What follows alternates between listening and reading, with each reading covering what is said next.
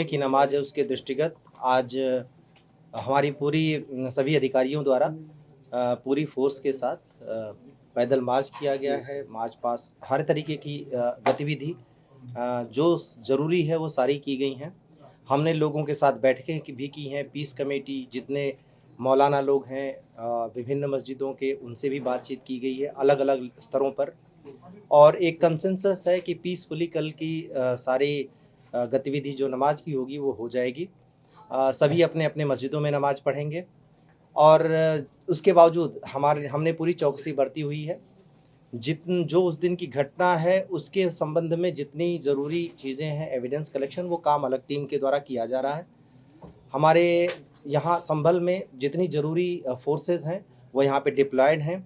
सभी संवेदनशील जगहों पर फोर्सेस डिप्लॉयड हैं और जो ज़रूरी कदम है वो उठाए जा रहे हैं। सभी से बातचीत के बाद सभी के द्वारा एश्योरेंस मिला है कि कल हर एक जगह पीसफुली ही किया जाएगा और हमारे पूरे मंडल में सभी 5 जनपदों में भी इसके संबंध में अलर्टनेस है, सभी से बातचीत की गई है। मुझे पूरी उम्मीद है कि कल चूँकि जुमे का मतलब होता है इबादत और इसमें कोई दो राय नहीं है कि सभी लोग इबादत करने ही आएंगे, तो उनसे हमें कोई दिक्कत भी नहीं है।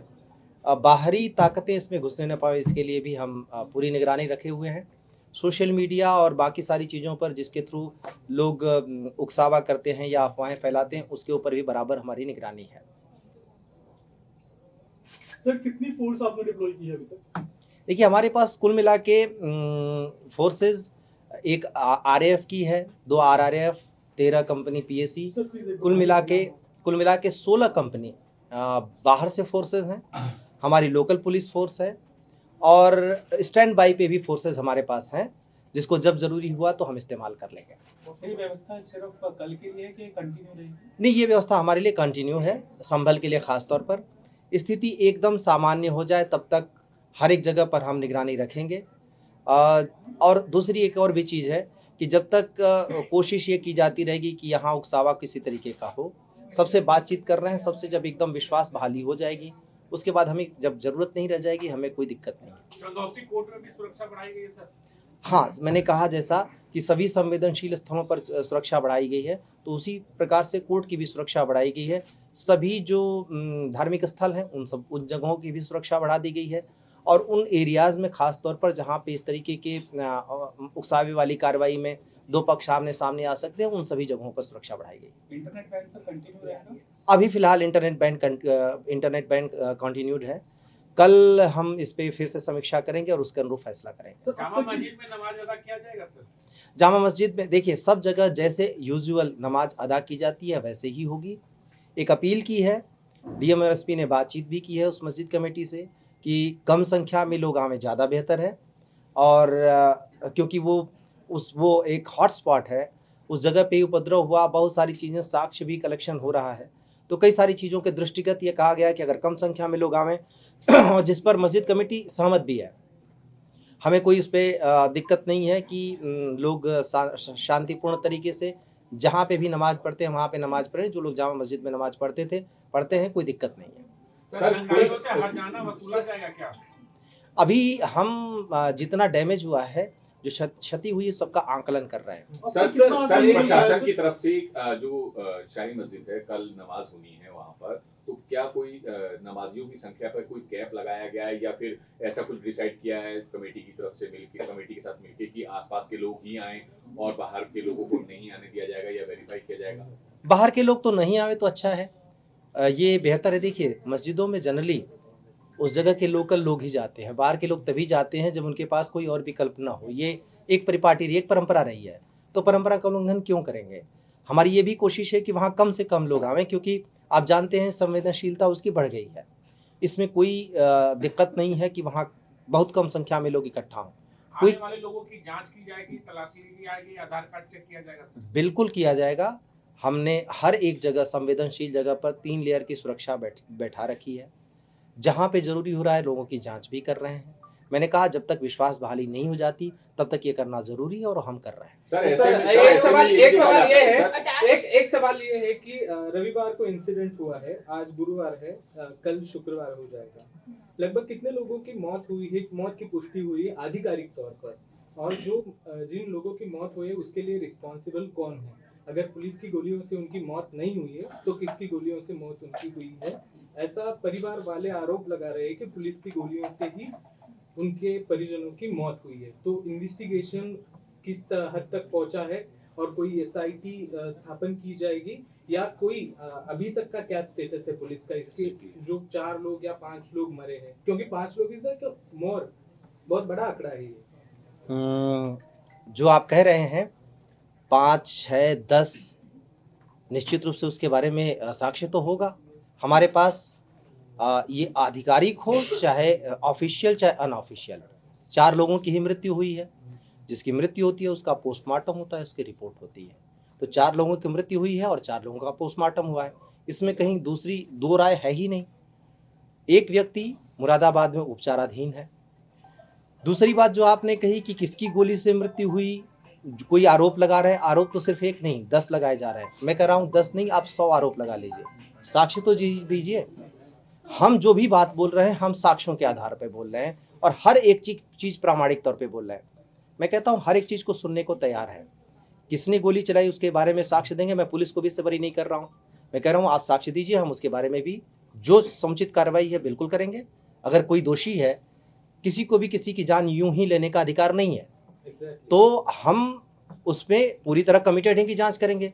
हमने जितनी बातें अभी तक कही हैं उसके बारे में प्रमाण दिए हैं और लोगों से बातचीत भी कर रहे हैं। लोगों से हर तरीके की इनपुट मिल रही है, लोग सहयोग भी कर रहे हैं और बराबर हम आपके बीच में भी शेयर कर रहे हैं।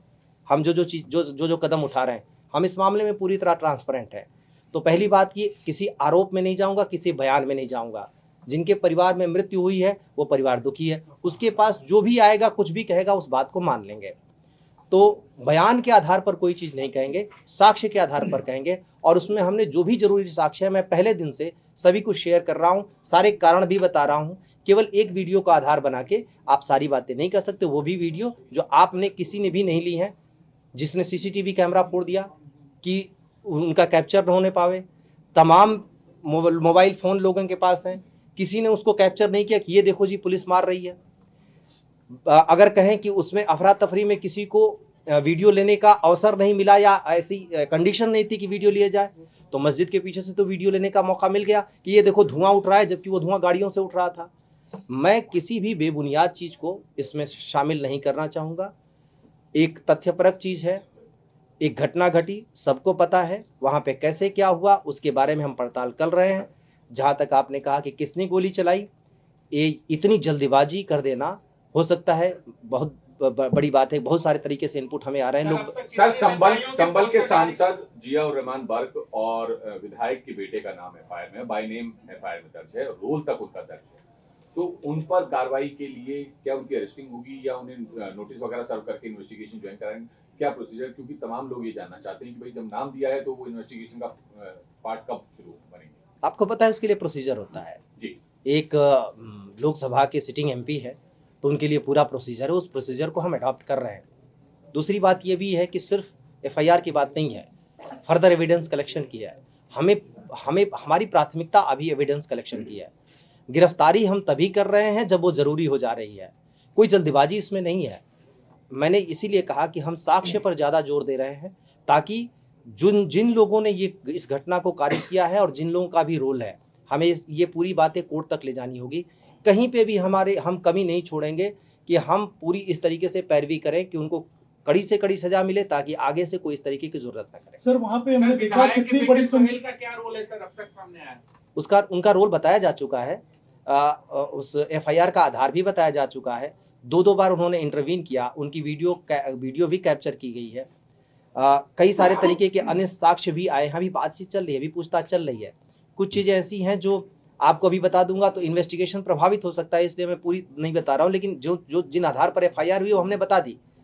तो किसी के विरुद्ध भी कोई भी कार्रवाई केवल हम अंदाजे या आकलन या हेस्ट में नहीं कर रहे हैं, बिना साक्ष्यों के नहीं कर रहे हैं, इतना आपको श्योर सर। अब तक कितने पुलिस वाले घायल हुए थे और हमने देखा किस तरीके से संपत्तियों को नुकसान पहुंचाया गया। जो दंगाई आए थे और जिस तरीके से उन्होंने संपत्तियों को नुकसान पहुंचाया, कोई आकलन आप लोगों ने किया है कितना नुकसान पहुंचा है, कितने पुलिस वाले अभी इंजर्ड हैं और किस तरीके से पूरा ये हुआ? देखिए, आकलन अंतिम चरण में है। हम सारी चीज़ों को इकट्ठा कर रहे हैं। आपको पता ही है, एक साथ बहुत सारी चीज़ें करनी पड़ रही है, तो आंकलन भी हो रहा है और वो अपने अंतिम चरण में बहुत जल्दी हम उसके भी डिक्लेयर कर देंगे, उसका भी प्रोसीजर लेंगे। सर, अभी तक पोस्टर जारी किए गए हैं पहचान करके, क्या उनके पोस्टर इस बार, जैसे हमने पहले देखा है यूपी में कि पोस्टर लगाए जाते हैं, तो क्या इस बार उनके पोस्टर शहर में चौराहों पे लगाए जाएंगे? आपको पता है इसके बारे में प्रोसीजर है, विभिन्न माननीय अदालतों के निर्देश हैं, उसके अनुपालन में ही जो भी किया जाएगा। हम कानूनी दायरे से बाहर एक भी चीज नहीं करेंगे। सर, अब तक जितने 4 लोगों की पुष्टि की गई है सर, उनमें कितने परिजनों की ओर से सर एफआईआर कराई गई है और क्या नामजद कराई गई है या अज्ञात में कराई गई है सर? 4 लोगों की मृत्यु हुई है, 4 लोगों के परिजनों के द्वारा एफआईआर दर्ज कराई गई है। हाँ, संभल में एक व्यक्ति उपचाराधीन है, उनके परिजन की तरफ से मुरादाबाद में 0 एफआईआर कराई गई है और चूंकि उपचाराधीन है तो जाहिर सी बात है अभी हत्या के प्रयास में ही किया गया है। सर, अभी तक तो नामजद अज्ञात में सभी एफआईआर अज्ञात में है। सर, अभी तक जांच में क्या कुछ निकल के सामने पाया है? अभिषेक सर, साजिश की बात है, एक सेकंड सर, अभी तक जो इन्वेस्टिगेशन हुई है उसमें कहीं ना कहीं ये लग रहा है कि ये जो दंगा था ये पहले से प्री प्लान था, और अगर प्री प्लान था तो ये कितना बड़ा इंटेलिजेंस फेलियर है लोकल पुलिस का, और क्या पुलिस के अधिकारियों के खिलाफ भी एक्शन लेने का कोई प्लान है आपका? देखिए, जब आप प्लान दंगा है तो इसका इन्वेस्टिगेशन हुआ है। देखिए, ये भी एक थ्योरी है जो चलाई जा रही है कि इंटेलिजेंस फेल्योर, प्रशासनिक फेल्योर। मैं इस पे बहुत स्पष्ट कर दूं आपको, मैंने पहले भी बताया था कि हमें इनपुट था, उसके अनुरूप हमने व्यवस्था की थी।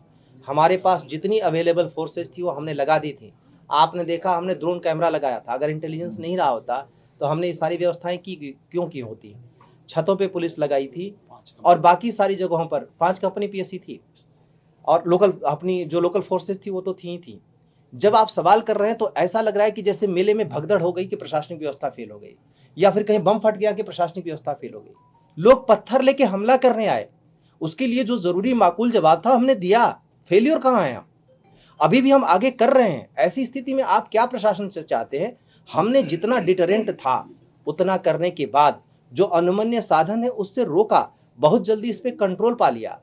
आप मुझे समझ में नहीं आता है कि ये इंटेलिजेंस फेलियर और प्रशासनिक फेलियर की बात चलाई कैसे जा रही है। सर, अगर आपके बस पास एक जगह था तो उनको इकट्ठा क्यों होने दिया? जब आपको पता था कि लोग पत्थर लेके आने वाले, आप ही कह रहे इंटेलिजेंस था, तो इतने लोगों को इकट्ठा कैसे होने दिया? देखिए, मामले में संवेदनशीलता रहेगी, इतना तो पता था किस तरीके से चीजों की। जब इंटेलिजेंस आता है तो इतना एक्यूरेट नहीं आता कि यही करेंगे। हम एक एप्रीहेंशन करते हैं कि क्या क्या चीजें हो सकती हैं। हमने एक सर्वे किया था, आप देखेंगे ईंट चला रहे हैं, पत्थर इकट्ठा कर रहे हैं कि बात तो बाद में आई। ईंट चला रहे हैं, ईंट कौन सी है? निर्माण की ईंट है। अगर हम सबकी ईंट उठाने लगते तो कहते साहब देखो ये ईंटें उठाने लगे। पुरानी दीवारों से ईंटें निकाली गई, ये भी आपको कैमरे में कैप्चर दिखा दूंगा। तो जो चीजें की गई हैं वो तत्काल की गई हैं। ऐसे में जब आप कह रहे हैं कि इकट्ठा क्यों होने दिया गया, आप लोगों ने उस जगह को विजिट किया है, कितनी सारी गलियां आपने देखा। आप कितनी हम फोर्सेज लगा देंगे? अगर पूरी फोर्सेज लगाएंगे तो एक साथ कितनी सारी फोर्सेज चाहिए होंगी। एक साथ आप अचानक से इकट्ठा हो जाते हैं वहां पे, क्या हम सामान्य लोगों को पकड़ के वहां कहने लगे कि नहीं तुम वहां आ रहे हो, तो फिर तो कहने लगा कि सबको आप दंगाई समझते हैं, सबको आप बलवाई समझते हैं। और दूसरी बात है कि रोकने के लिए फोर्स का इस्तेमाल तो करना पड़ेगा। जब फोर्स का इस्तेमाल हो रहा है तब भी सवाल उठ रहे हैं कि पुलिस ने इतना फोर्स का इस्तेमाल क्यों कर दिया, ये देखिए जी ऐसे कर रहे हैं वैसे कर रहे हैं। जो भी हमने किया अनुमन्य तरीके से जो भी हो सकता था किया, लेकिन जो वहां आए थे उस एरिया में दुकानें बंद करा दी गई थी, बैरिकेडिंग की गई थी। तो जो वहां आया था वो कोई ऐसा नहीं था कि मेले में आया था, अपने काम से किसी आया था। उनका टारगेट बड़ा फिक्स था कि वो क्यों वहां पे मौजूद थे। जो भी थे मौजूद थे। मुझे नहीं समझ में आता कि कैसे उनके साथ सिंपैथी हो सकती है। कोई स्टूडेंट एजिटेशन नहीं था, कोई किसान आंदोलन नहीं था। यहाँ पे कुछ लोग आए थे और उसी पर्पस से आए थे। मस्जिद पे पत्थर चलाई गई, आप बताइए कहां से जायज है? मैं किसी को जस्टिफाई भी नहीं कर रहा हूं, किसी को डिफेंड भी नहीं कर रहा हूं, लेकिन जो किसी को डिफेंड कर रहा है मैं उससे ये सवाल कर रहा हूं कि आप ये चीज कैसे कह सकते हैं? आप जब भी रहे ओपन रहिए। सर, साजिश का पता चला, जो साजिश थी तो पीछे कौन लोग थे? क्या रातों रात कोई व्हाट्सएप ग्रुप बना या किस तरीके से इस साजिश को अंजाम दिया गया, और क्या पुलिस किसी साजिशकर्ता तक पहुंच पाई है, उसके चेहरे को पहचान पाई है? सर ऑडियो क्लिप और भी क्या आया है, उस उस ऑडियो फंडिंग हुई, साफ तौर कुछ पर लग रहा है वायरल कि हो रहे लोग हैं, बाहर से लगातार कुछ कहीं से बात कोई कर रहे हैं, फंडिंग हम वंडिंग ज्ञान हुई लाने की हो। बात कर रहे हैं सर। देखिए कुछ यही एक फंडिंग चीज वंडिंग है हुई हो। जो ऑडियो क्लिप आया, उसी से अपने आप समझ सकते हैं कि हम कितनी ग्रेजुअली उस चीज को जीरो इन कर रहे हैं कि हमने उस चीज को निकाल रहे हैं, आगे बढ़ रहे हैं। ये एक व्यक्ति केवल नहीं है, इंटरमीडिएटरी भी बहुत सारे लोग हैं। हम एक एक करके उन सारे तथ्यों तक पहुंच रहे हैं कि ये कैसे साजिश की गई। इसके साथ ही सोशल मीडिया के थ्रू ये चीजें की गई। सोशल मीडिया का निश्चित रूप से इन्वॉल्वमेंट रहा है, अन्यथा एक घटना के घटित होते ही सोशल मीडिया पे एक सुनियोजित तरीके से एक ही तरीके की थ्योरी नहीं चलने लगती। हम सब पे बराबर नजर रखे हुए हैं और सबका इन्वेस्टिगेशन कर रहे हैं। कुछ चीजें हम आपको एकदम क्लियर इसलिए नहीं बता रहे हैं कि बेहतर होगा कि हम साक्ष्य संकलन प्रॉपरली कर लें, उसके बाद किसी का नाम लें और खोलेंगे तो आपको बताएंगे जरूर। इस मामले में हम एकदम transparent Sir, one question. Sir, from day one, the war of words are continuing. Some people are trying to send an impression that it was Jai Shri Ram slogan that provoked the other party to build stone. I just want a clarity from your side. Has something like that happened or not? देखिए जो video है वो आप लोगों ने भी देखा होगा, वो जामा मस्जिद एरिया का नहीं है। जब सर्वे करके टीम निकल रही थी, आप सोचिए अगर एक सोशल मीडिया पर जय श्री राम के स्लोगन लगाते हुए, नारा लगाते हुए कोई देख लेता है और उसको कहा जाता है कि भड़क रहा है, तो क्या मुस्लिम बहुल एरिया में नारा लगा पाएंगे? ऐसी स्थिति में इसका मतलब कि वो बाहर आके उनके साथ कुछ लोग जुड़ गए, आउट ऑफ एक्साइटमेंट उन्होंने नारा लगाया और उनको भी रोका गया। सवाल ये है कि क्या नारा लगा देने पे हम उनको पीटने लगते? इंसाइटमेंट इसको मानेंगे तो फिर मस्जिद के आगे भी तो नारे लगे, धार्मिक नारे लगे, तो क्या हम उनको पीटने लगे? सवाल ये है कि हम डिटरेंट किस तरीके का कर रहे हैं। प्रशासन संयम से काम ले रहा है। उस चीज को जो बाहर हुई उसको उस घटना से जबरदस्ती जोड़ना बिल्कुल उचित नहीं है, क्योंकि टीम जब निकल चुकी थी तब, और ये जो टोटल घटना हो रही थी उसके पहले से हो रही थी। 9:30 पे पूरा एग्रेशन हो चुका था, 9:30 9:40 के बीच में। तो वो जो वीडियो है वो तो बहुत बाद का है। ये जस्टिफिकेशन, देखिए मैं सिर्फ यही रिक्वेस्ट करूंगा कि किसी को भी गलत चीज का जस्टिफिकेशन नहीं करना चाहिए। वो चाहे गलती हमारी हो, हम उसको जस्टिफाई ना करें, चाहे गलती किसी और की भी हो। मैं जो कहूंगा पूरे एविडेंस के साथ कहूंगा और बाकी सारे लोग भी कहें, एविडेंस को डिस्टोर्ट करके ना कहें, सीधे कमिश्नर साहब एक सवाल ये है कि जो थ्योरी की आपने सर कमिश्नर साहब जिक्र किया, थ्योरी के अंदर ये भी आ रही है कि ये इंटरनल था, तुर्क बनाम पठान। क्या इन्वेस्टिगेशन इस और भी इशारा कर रहा है? जितनी सारी थ्योरीज आ रही हैं हम रूल आउट किसी को नहीं कर रहे हैं। जितने सारे तरीके की चीजें आ रही हैं उन सब पे हम जांच कर रहे हैं। जब जांच पूरी होगी तो ये सारी चीजें निकल के आएंगी। बाहर से भी लोग आए थे, संबंध हुए, सर ऐसी भी कोई खबर हुई है 4 लोगों के ऑफिशियल डेट की पोस्टमार्टम में? क्या पोस्टमार्टम का स्टेटस है? फैमिलीज के साथ पोस्टमार्टम रिपोर्ट शेयर किया और कब तक शेयर होगा? उसका एक प्रोसीजर है। पोस्टमार्टम रिपोर्ट कोर्ट प्रॉपर्टी होती है, उसकी 3 कॉपीज बनती हैं और बाकी परिवारजनों को एक प्रोसीजर से उसको शेयर किया जाता है। वो सारी चीजें की जाएंगी, हम हाइड कुछ भी नहीं करने जा रहे हैं। सर नाबालिग बच्चे काफी सारे थे, क्या है कि चिंता का विषय? 10 साल 12 साल 14 साल के कई बच्चे, बड़ी संख्या में, कोई चिंता विषय, भविष्य भी खराब हो रहा है बच्चों का। मुरादाबाद मंडल के कमिश्नर के तौर पर सबसे बड़ी चिंता का विषय मेरे लिए यही है। जिन बच्चों को पढ़ना चाहिए, मेरे सामने एक 14 साल का बच्चा है, मैंने उससे पहला सवाल ये किया कि क्या पढ़ते हो? 14 साल में एक आंकलन से कह रहा हूँ कि 14 साल का रहा होगा। उसने कहा नहीं। ये मेरे लिए चिंता का विषय है। इन बच्चों को जिनको पढ़ने की तरफ मोड़ना चाहिए, उन यूथ को जिनको काम की तरफ लगना चाहिए, उनका स्किल, और निश्चित रूप से इस कम्युनिटी की एक अच्छी खासियत है, स्किल में बहुत अच्छे होते हैं। हम उनको एक मौका दें तो बहुत अच्छा आगे बढ़ सकते हैं, बजाय इसके कि हम उनको उस तरफ मोड़ें। कैसे वो इन सब चीज़ों में एंगेज हो गए, इस बारे में हम पड़ताल कर रहे हैं। उन सारे बच्चों को जो इस हिंसा में शामिल थे, कहीं से न कहीं से उनको इसका पार्ट बनाया गया था। हमारी कोई मंशा नहीं है कि नहीं सीधे उनको उठा के जेल में ठूंस दो। हम प्रयास ये भी कर रहे हैं कि इन सारे बच्चों को जो पढ़ने की उम्र के हैं उनको काउंसलिंग करके पढ़ने की तरफ लगाया जाए। वो जिनको काम की तरफ लगाया जा सकता था, जैसी मेरी सारे लोगों से बातचीत हुई है, हम मूल अभियुक्तों को खोज रहे हैं, हम हाथों को नहीं खोज रहे हैं। और हाथों पे बहुत ज्यादा नजर नहीं है हमारी। हमें पता है कि ऐसे में पब्लिक को कई बार बरगलाकर, उकसाकर हिस्सा बना दिया जाता है और जो नुकसान होता है वो सामने वाले का होता है। इस पे हम सारा काम कर रहे हैं। इसके बाद भी कोशिश की जाएगी कि इनसे सारे लोगों को प्रॉपर सेटलमेंट के दायरे में लाया जाए। महिला पत्थरबाजों के बारे में बताएं, क्योंकि 3 महिला पत्थरबाज पकड़ी गई हैं और कितनी संख्या है, क्या इनको भी प्लान बी के तहत तैयार किया था पत्थरबाजी करने के लिए? और सर इसमें एक एड ऑन छोटा है कि अब तक ऑफिशियल कितनी अरेस्टिंग है, कितने डिटेंशन है, कितनी उसमें महिलाएं हैं और कितने एज ग्रुप, एक बार अगर बता पाए। देखिए कल तक 27 अरेस्ट थे, एक व्यक्ति का 151 में चालान भी किया गया था अतिरिक्त रूप से। आज 3 लोगों को पहले डिटेन किया गया था, उनसे पूछताछ के बाद उनसे जितनी सारी चीजें निकली और उनका इन्वॉल्वमेंट देखते उनको अरेस्ट कर लिया गया है। तो टोटल गिरफ्तारियां अब 30 हो गई हैं। सर, महिला पत्थरबाज वाले के बारे में महिला पत्थरबाज के बारे में मैं आपको बता रहा हूँ। देखिए क्या है, उसमें से बहुत सारी महिलाओं को आप देखेंगे वो बहुत ज्यादा पढ़ी लिखी नहीं है।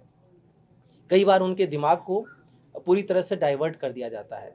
कई बार आप देखेंगे, अनुभव रहा है, हमारे साथ के पुलिस अधिकारियों का अनुभव रहा है, जब ये एक जगह मैं खुद ही था, जब एक महिला पत्थर उठा के आई, कई बार कहते हैं कि देखिए इतने एज की महिला है, वो थोड़ी ज्यादा एज की थी, तो हमारे डीआईजी साहब ने कहा कि अरे भाई मना करो, पत्थर न फेंके, तब तक उसने धाड़ से पत्थर मार दिया।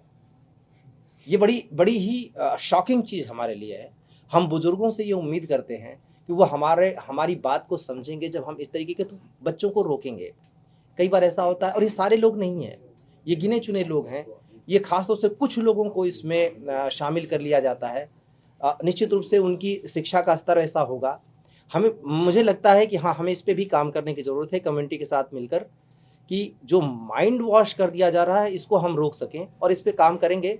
फिलहाल तो जो लोग इसमें शामिल रहे उनके खिलाफ कानूनी कार्रवाई करने के अलावा कोई विकल्प नहीं है, लेकिन हाँ, आगे से कोई शामिल न होने पावे इसके लिए उनको हम प्रॉपर काउंसलिंग उनकी करेंगे। इस मामले के ऊपर राजनीति भी बहुत हो रही है। किन किन राजनेताओं ने प्रशासन से संपर्क किया है कि वो संभल आना चाहते हैं, और कब तक रोक रहेगी कि कोई नेता आके वापस से चीजों को इंस्टिगेट ना कर जाए? देखिए, आना तो बहुत सारे लोग चाहते हैं।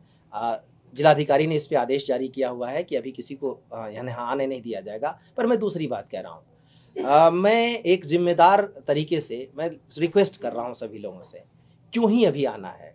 जो परिवार है वो कहीं जा नहीं रहे, जिसको मिलना है वो मिल ले, हम रोकेंगे नहीं। एक बार स्थिति सामान्य तो हो जाए। वो जिम्मेदार लोग हैं, समाज के जिम्मेदार लोग हैं, वो इस बात को समझते हैं कि उनके आने से अगर स्थिति में कहीं से उकसावा हो जाए, कहीं पे कोई स्थिति बिगड़ जाए, ये किसी के लिए अच्छा नहीं होगा। हम रोक किसी वजह से नहीं रहे, हम कुछ छुपाना नहीं चाहते, हम सिर्फ इसी वजह से कह रहे हैं स्थिति एक बार सामान्य हो जाए, फिर उसके बाद हमें कोई आपत्ति नहीं है। पत्थरबाजों ने हरे रंग का लोशन लगाया था टीयर गैस से बचने के लिए, जांच में क्या सामने आया? उन सारी चीजों पर पड़ताल हम कर रहे हैं, जांच कर रहे हैं। एक तैयारी होती है तो तैयारी में सारी चीजें की जाती हैं। निश्चित रूप से सबको पता है कि हम क्या क्या उपाय करने वाले हैं, और उसके हिसाब से तैयार होके आएंगे। जब कोई प्लानिंग हुई तो प्लानिंग करेंगे। आरोपी के प्रॉपर्टीज भी अटैच अभी किए जा रहे हैं। इसका एक प्राविधान है, उस प्राविधान के अंतर्गत सारे उपाय किए जाएंगे। सर, क्या संबल में शामिल होने के लिए नहीं, उसमें है वीडियो और फोटोज में कैप्चर है, उसकी हम प्रॉपर जांच करने के बाद इसको डिक्लेयर करेंगे। सर, सीसीटीवी फुटेज में देखा गया है कि एक पर्सन अपने हाथ में कट्टे में वेपन था। उसके बाद ये भी देखा गया कि फायरिंग में पुलिस वाले को इंजर्ड हुए। उसके बावजूद एक स्टेटमेंट आता है असदुद्दीन ओवैसी का कि पुलिस वाले खून नहीं बरसा रहे। So what will be your response to such statement coming from politicians who are just trying to villainize police? देखिए, वहां पर जो वीडियोग्राफी है उसको आप बहुत क्लियर देख सकते हैं। पत्थर कहां से आ रहे हैं, कहां से जा रहे हैं। ये कहना कि पुलिस वाले फूल नहीं बरसा रहे थे, अब इसका जवाब अगर मैं ये दूं कि कोई हमारे ऊपर पत्थर बरसाएगा तो हम उसके ऊपर फूल तो नहीं बरसाएंगे। जाहिर सी बात है, एक उम्मीद की जाती है कि हमें भी अधिकार दिए गए हैं, कानून के दायरे में रहकर जो भी करने का अधिकार है वो हमारा है। लेकिन अधिकार को मैं कर्तव्य से ज्यादा जोड़ता हूं। हमारी ड्यूटी है कि हम शांति बहाली करें, उसी से वो अधिकार बंधा हुआ है। हमने पूरा प्रयास किया उस पहले समझाया ही, लोगों को समझाकर वहां से हटाने का प्रयास किया। ऐसा नहीं कि एकाएक हमने लाठीचार्ज कर दी। जो कहा जा रहा है, अगर कोई दावा कर रहा है तो इसके बारे में वो वीडियो जरूर देगा। हमने तो सारे वीडियो दिए, लोगों को जारी भी किए जो हमने किया है। लेकिन अगर कोई ये कहता है कि नहीं पुलिस ने अचानक से कर दिया, अच्छा, पुलिस को उकसाने की क्या जरूरत है? सबको अपनी नौकरी प्यारी है, सब चाहेंगे कि भाई उस जगह पे ड्यूटी लगी है, वहां से हम आराम से चलें, घर पे जाके बैठेंगे। आज की डेट में दिन रात सबसे ज्यादा ड्यूटी कौन कर रहा है? हमारा पुलिस वाला कर रहा है। कोई चाहता है कि नहीं एक इस जगह पे हम पड़े रहें। जो बातें की जा रही हैं बिना तर्क के की जा रही हैं, उनका मैं कोई जवाब नहीं दूंगा। पॉलिटिकल बयानों पर मुझे कुछ नहीं कहना है, लेकिन हाँ, जो भी कहे सबसे रिक्वेस्ट कर रहा हूं, आप एक साक्ष्य के साथ कोई चीज बात कहेंगे तो समझ में आएगी। मैंने तो कहा मैं ओपन हूं हर चीज के लिए। अगर कोई कहता है कि ये देखो साक्ष्य में पुलिस वाले करते हुए दिख रहे हैं, मैं उसके लिए तैयार हूं। हाँ, उनकी भी जांच की जाएगी, उनके विरुद्ध भी कार्रवाई की जाएगी। सर, क्या संबल में शामिल होने के लिए बाहर से भी लोग आए थे? संबल के बाद